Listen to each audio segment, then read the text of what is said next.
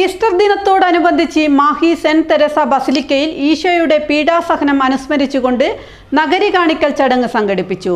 വൈദികരോടൊപ്പം ഇടവക സമൂഹവും ചടങ്ങിൽ പങ്കുകൊണ്ടു. പീഡാനുഭവ പ്രസംഗം, ദൈവവചന പ്രഘോഷണം, കുരിശാരാധന, ദിവ്യകാരുണ്യ സ്വീകരണം എന്നിവയുമുണ്ടായി. പെസഹ ജാഗരതയിൽ ദീപാർച്ചന കർമ്മം, ദൈവവചന പ്രഘോഷണ കർമ്മം, ജ്ഞാനസ്നാനവ്രത നവീകരണം, സ്തോത്രയാഗ കർമ്മം എന്നിവയും നടന്നു. Mahe basilica rector father Vincent Pulickal നഗരി കാണിക്കൽ ചടങ്ങിന് നേതൃത്വം നൽകി. 31-ന് ഉയിർപ്പ്, ഞായർ രാവിലെ 8-നും 10-നും ദിവ്യബലിയും ഉണ്ടായി.